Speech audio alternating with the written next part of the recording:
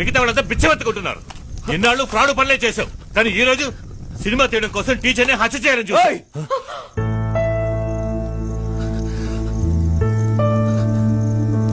అంతకుండా అంటున్నావు?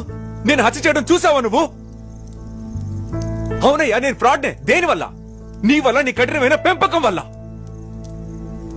చిన్నప్పుడు ఏడుస్తున్నా తీసుకెళ్లి స్కూల్లో దించావు.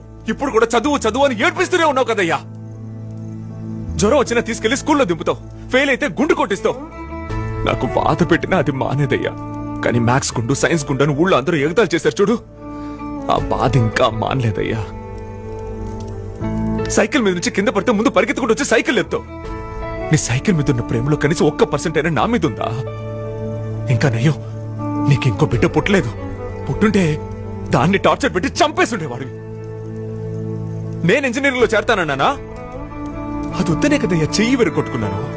అప్పుడైనా వదిలేవా నువ్వు? విరిగిన చేత్తో తీసుకెళ్లి ఎగ్జామ్ రాయించావు. కానీ ఒక్కసారైనా నొప్పి ఎలా ఉందని అడిగేవంటయ్యా. ఇంట్లో నీ టార్చర్ నుంచి తప్పించుకోవాలని హాస్టల్కి వెళ్లి చేరాను. అక్కడ ఒక్క ముద్ద నోట్లో పెట్టుకోలేవు.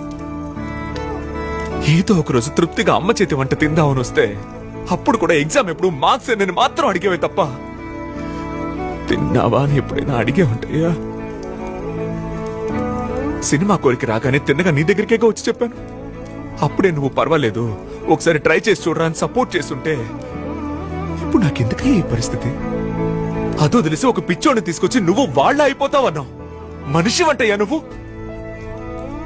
ఏమయ్యా, ఇంతవరకు నువ్వు నా కోసం ఏం చేసావయ్యా? నీకేంటి, ఈ లోకమే నాశనం అయిపోయినా నేను ఇంజనీర్ అవ్వాలి, ఉద్యోగానికి వెళ్ళి ఎడ్యుకేషన్ లోనే తీర్చాలి, అంతేగా? దిగులు పడుకో, నేను ఎలాగైనా తీర్చేస్తానులే.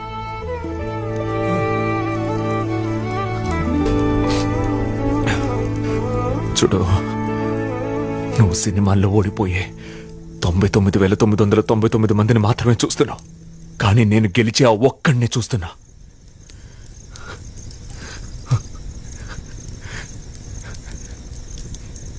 నేను భుజం మీద చేసి ఫ్రెండ్లీగా సపోర్ట్ చేసే తండ్రిలా ఉంటావు అనుకున్నాను.